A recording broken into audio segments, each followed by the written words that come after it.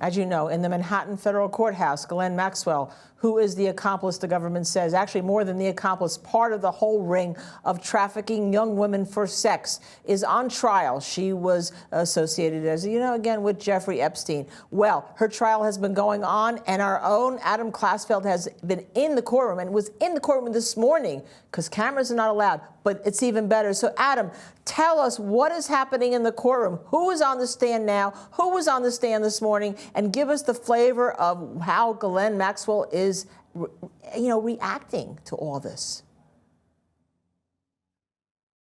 Is a major witness, a crucial witness, Juan Alessi. He basically ran things in Jeffrey Epstein's Palm Beach house for more than a decade. And so Ghislaine Maxwell seemed to, of course, recognize him from the stand. And when he was asked to identify the witness, there was this moment where he was looking for her. You know, people are obscured with face masks because this is a time of COVID. And when he was looking at her, she appeared to nod in familiarity with him.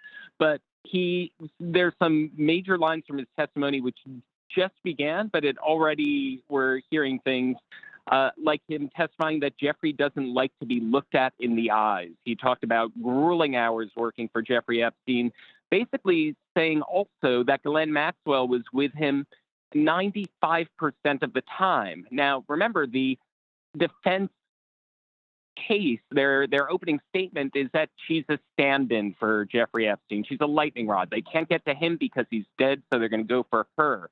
So that undermines that testimony opening statement. When he testifies, she was with him 95% of the time. It makes it much harder to claim she didn't know. So that's where we just started off with a bang right there with his testimony before going to lunch recess.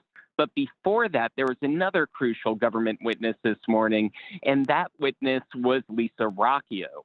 And we knew she was going to take the stand because she's an expert witness on grooming behaviors. She was telling about what grooming is, and for just as a broad overview, it's normalizing the process of sexual abuse, so that in childhood sexual abuse, making things seem normal, kind of acclimatizing alleged victims to the sexual abuse. And she broke it down into 5 stages. And during this testimony, now this is important because jurors, I can see it from the courtroom, they appeared to be very attentive. There was a lot of eye contact between the witness and the jurors. One of them, particularly when she was rattling off the 5 stages of grooming, one appeared to be nodding at stage 3, which was lies and manipulation. And another appeared to be taking notes. There was sporadic note-taking when we got to cross-examination, and the defense attorney tried to undermine it.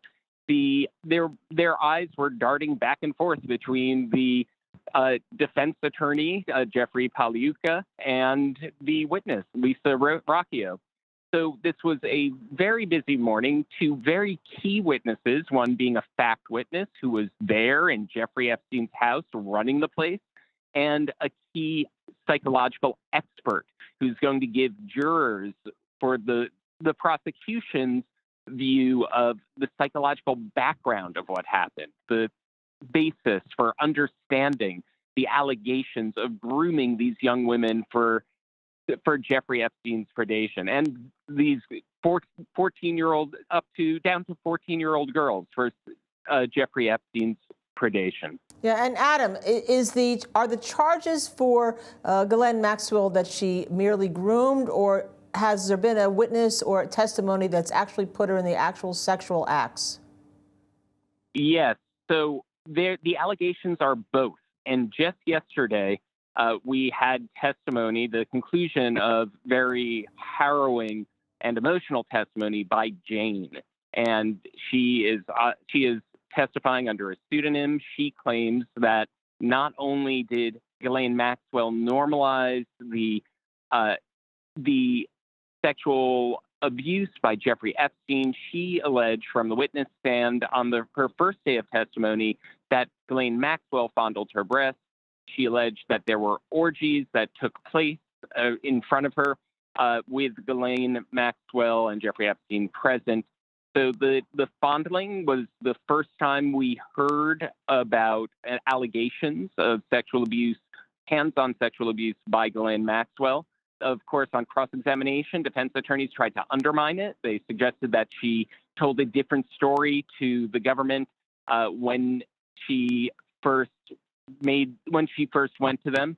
And in redirect, the prosecutor said, well, was there a reason you didn't tell everything right off the bat? And she said, essentially, because I was in a room full of strangers telling them my deepest and darkest secrets.